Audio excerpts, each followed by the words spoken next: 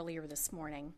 As the Secretary notes, decades of laws and policies that force service members to hide who they are left a long and cruel legacy, not just in terms of the individual traumas wrought upon service members and family members, but also as tens of thousands of soldiers, sailors, airmen, and Marines were expelled from the military. And we know there are cases when LGBTQ plus service members were given discharges that may have denied them access to veterans benefits like home loans, health care, GI Bill tuition assistance, and even some government jobs. Since the day of the repeal, DoD has helped eligible veterans who were discharged because of their sexual orientation access the benefits they deserve. More than 4 out of 5 veterans who were discharged under Don't Ask, Don't Tell, who've applied for discharge upgrades or records corrections, have been successful, but others might not yet have taken the opportunity. Perhaps they tried 5, 10, or 12 years ago, when the application process may have been even harder to navigate than it seems today. Perhaps they were worried about whether they would be treated with dignity and respect after the painful experiences they had suffered during the Don't Ask, Don't Tell era. Or maybe they didn't know it was an option for them. And so we know the task remains unfinished. More work remains to reach every veteran whose life was impacted by Don't Ask, Don't Tell. That's why today, as we mark this anniversary, DoD is announcing new initiatives to better reach affected veterans and correct their records as necessary to better reflect the honor with which they served. These initiatives build upon what we've done over the past 2+ years to try to make the process even easier to access and apply. For one, we're redoubling our outreach to LGBTQ plus veterans discharged under Don't Ask, Don't Tell to encourage anyone who might be eligible to apply for corrections to their military records, including to their discharge paperwork. This outreach campaign will be online, by email, by mail, through nonprofits and veteran service organizations, and more. It starts today with a new online resource on defense.gov, which we'll continue to update with relevant information. And there will be more to come, including podcasts and webinars to explain how the process works, demystify it, and encourage even those who aren't sure if they're eligible to consider applying. Additionally, we are announcing that DoD will, for the first time, begin proactively reviewing the military records of veterans discharged because of their sexual orientation, who may be eligible for discharge upgrades but have not yet applied. We'll start with those discharged during the period of Don't Ask, Don't Tell. Where the VA and the National Archives might have digitized records that can help expedite our review, we'll seek to collaborate with them. And when we find indications that someone's less than honorable discharge was due to their sexual orientation, we'll put their name forward to their respective military departments' review board for consideration. As we do this, we will be laser focused on preserving the privacy and dignity of each veteran. This new initiative will help DoD better address the injustice of the Don't Ask, Don't Tell policy. But we know that even as DoD begins these systematic records reviews, we may not catch everyone who's eligible. For instance, if someone's military records or discharge papers don't say why they stopped serving, then we might not be able to discern whether Don't Ask, Don't Tell was a factor. So we encourage everyone to visit the new webpage, to share it widely, and for any veteran who believes their less than honorable discharge was caused by those wrongful laws and policies, to apply and help the nation keep righting these wrongs. At the same time, we know correcting these records cannot fully restore the dignity taken from LGBTQ plus service members when they were expelled from the military. It doesn't completely heal the unseen wounds that were left. It doesn't make people whole again, even for those many who received honorable discharges. But this is yet another step we're taking to make sure we do right by those who served honorably, despite being forced to hide who they are and who they love while serving the country they love. Even if the department didn't see it then, we see it now. We see you now. We value your service and we're grateful. My second announcement today is that DoD has made its first major awards from the CHIPS and Science Act, which President Biden signed last August. That moment was a bipartisan victory for our national security and our economic security, a once-in-a-generation investment in America itself, as President Biden said that day. It made clear to America and the world that the U.S. government is committed to ensuring that our industrial and scientific powerhouses can deliver what we need to secure our future in this era of strategic competition. CHIPS prove that we can do big things, sparking programs and initiatives across the Biden-Harris administration and across the Department of Defense, where we work closely with many interagency colleagues on CHIPS implementation. I'm here to talk about one such program, the Microelectronics Commons, which has been spearheaded by the Office of the Undersecretary for Research and Engineering. And Secretary Austin and I really appreciate the hard and fast work from Undersecretary Hsu and her team. The Microelectronics Commons is focused on bridging and accelerating the lab to fab transition, that infamous valley of death between research and development and production. Because while America is a world leader in the innovative research and design of microelectronics, we've lagged in the ability to prototype, manufacture, and produce them at scale. That's what the CHIPS Act is meant to supercharge. At the heart of bridging that valley of death is a national network of regional innovation hubs, linking diverse stakeholders across academia, industry, small businesses, nonprofits, and government, bringing research to life at scale here in America. These hubs are not just vital to American scientific, manufacturing, and economic competitiveness, they will also directly contribute to this department's national defense mission. Consistent with our warfighter-centric approach, the Microelectronics Commons will get the most cutting-edge microchips into systems our troops use every day. Ships, planes, tanks, long-range munitions, communications gear, sensors, and much more, including the kinds of all-domain attritable autonomous systems that we'll be fielding through DoD's recently announced Replicator initiative. Since last December, we received 83 proposal submissions for potential hubs, comprising 642 unique organizations included as prospective hub members, reflecting America's vast innovation potential. To assess each one, we gathered a technical team of over 50 experts from not only DoD, but also the Departments of Commerce, State, and Energy. Today, after careful deliberation, we're announcing the first awards, totaling nearly $240 million for 8 regional innovation hubs reflecting the talent and ingenuity resident all over the country.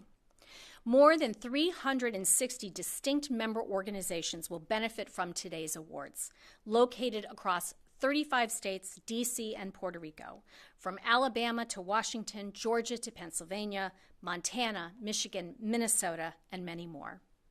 Each hub will receive between $15 million and $40 million, depending on their needs and the existing resources they'll leverage. They'll focus on areas like electromagnetic warfare, secure computing at the tactical edge and the Internet of Things, AI hardware, 5G and 6G wireless, quantum, and other leap-ahead technologies, all to meet DoD's needs and many with dual-use applications. The home basis for the 8 hubs will be as follows. In New York, where SUNY Polytech and its 51 hub members will launch the Northeast Regional Defense Tech Hub. In Arizona, where ASU and its 27 hub members will launch the Southwest Advanced Prototyping Hub. In North Carolina, where NC State and its 7 hub members will launch the Commercial Leap Ahead for Wide Bandgap Semiconductors Hub. In Indiana, where the Applied Research Institute and its 130 hub members will launch the Silicon Crossroads Microelectronics Commons Hub. In Ohio, where the Midwest Microelectronics Consortium will launch a hub with its 65 members. In Southern California, where USC and its 16 hub members will launch the California Defense Ready Electronics and Microdevices Super Hub. In New England, where the Massachusetts Technology Collaborative with its 90 hub members will launch the Northeast Microelectronics Coalition Hub. And in Northern California, where Stanford, Cal Berkeley, and their 44 hub members will launch the California Pacific Northwest Artificial Intelligence Hardware Hub. In these states and some 24 others, the regional hubs will spur economic growth, not just locally, but also more broadly, as R&D budgets rise, supporting industries meet higher demand, and tech innovations spin off into new markets. On the workforce front, the hubs will help ensure we have the talent pool needed to stay ahead through education pipelines and retraining initiatives. And it's part of how DoD is reducing its reliance on foreign components, keeping us safe from the risks of supply chain disruption. Again, this is just one piece of the overall CHIPS effort. Next month, the Defense Department will host the first Microelectronics Commons annual meeting, where we'll hear directly from the hubs as they present their capabilities and from government officials on defense priorities. Then will come the actual projects that the hubs will help deliver, when organizations that didn't receive awards today can still compete for hundreds of millions of dollars in opportunities that will be available over the next few years. It's an exciting day with many more exciting days to come. The CHIPS and Science Act exemplifies how, from day one, we've been showing what America is capable of when faced with a pressing challenge, and we will continue to do so. And with that, I'll take some questions. Okay. First, we're going to go to the phone lines with Tara Kopp, Associated Press. Hi, thank you for doing this. On the outreach for the Don't Ask, Don't Tell, how often are you hearing from veterans who say that they have, been denied these lifetime benefits like home loans and education? And what was really the spur to do this outreach now? Sure. So we have been, as I said, undertaking efforts all along the way since the repeal to do significant outreach, including just 2 years ago in 2021, the Biden-Harris administration, we had a big push there. We just learn more as we go, and we keep hearing stories that make us think we should do even more outreach. That's where this proactive step comes in. But as I said, it really builds on work that we've done. If you look at the statistics we've now published up on our own website, you'll see that we've had this very high, as I said, 4 out of 5, in many cases, veterans who've applied successfully applied. And so we want to just put that information out there. We know we're not going to catch everyone through the proactive. We want people to still come to us. And we want to make sure we continue to hear the stories that you're referencing. We need to hear those so we continue to learn from here. CBS.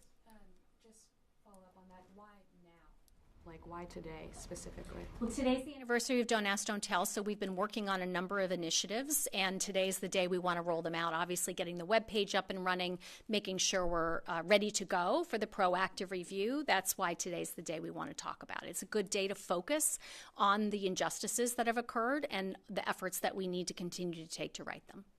Okay, right here. Thank you.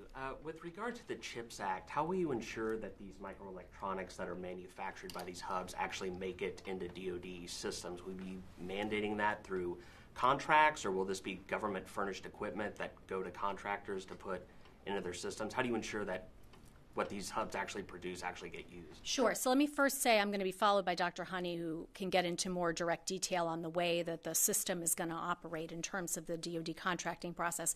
But the way we've approached it, yes, is putting out the need statements of the types of microelectronics we need. Let me step back and say the Department of Defense is like any other consumer in the following way. We consume microelectronics that are out on the commercial market. What Microelectronics Commons does is helps us inject into that system the specific needs that we have. As I read out some of those technology areas of focus, there'll be others. We help to direct investment like we do anywhere else we put government R&D. That's what we're going to be able to do here, is to drive with our dollars the specific investment areas we need. And then as a consumer out the other end of that, however it produces, if you will, the fact that we can get that out of United States manufacturing is more secure for our supply chain. So DoD will be purchasing these from the hubs and then providing? No, the hubs, think of the hubs as part of an ecosystem. At the end of that ecosystem are fabs, and the fabs actually are the ones that end up producing. We have fabs elsewhere in the world. We will still have those allied-based fabs, if you will, but what we're doing here is generating a lot more ingenuity in that fab process in the United States and gearing it up through these hubs with a lot of energy on the types of microelectronics, on the types of problem sets that we need those fabs to produce at the other end. And yes, then we will be purchasing what is produced out of U.S. fabs alongside, again, some that are located in allied countries. Okay. Oren Lieberman, CNN. I wanted to ask two unrelated but current questions. First, if you could comment on how a potential government shutdown would affect DoD operations, since we're looking at the very real possibility. And second, if I may, Senator Tommy Tuberville is expected to try to force a vote on at least one bloc military nominee. From your perspective as the civilian leadership for DoD, what effect has that bloc had on DoD ops? Yeah, let me do those. Thank you. Let me do those in reverse order. Senator Tuberville's hold needs to end now. It's unnecessary. It's unprecedented. It's unsafe. It's bad for our military. It's bad for our military families, and it's bad for America. When you get to the shutdown, the department has regrettably learned how to operate in the short term through shutdowns. We're asking our military service members, those in uniform, to serve without pay. We are asking our folks to do what they do best, which is to be doers and problem solvers. We would ask for our partners, in Congress to do the same. Let's be problem solvers. We will make sure we keep America safe as we can throughout this shutdown, if there is one, and through any CR. But we're asking a lot at this point to not be able to operate as fully as we would be able to. The PRC is not shutting down its operations. Russia is not shutting down its operations against Ukraine. We need to avert any kind of effect that a shutdown could have, not just on the Defense Department, but throughout the federal government. Okay, thank you very much. That's going to conclude the Deputy Secretary's briefing. If you'll give us just a moment to reset, we'll get Dr. Honey up. Thank you.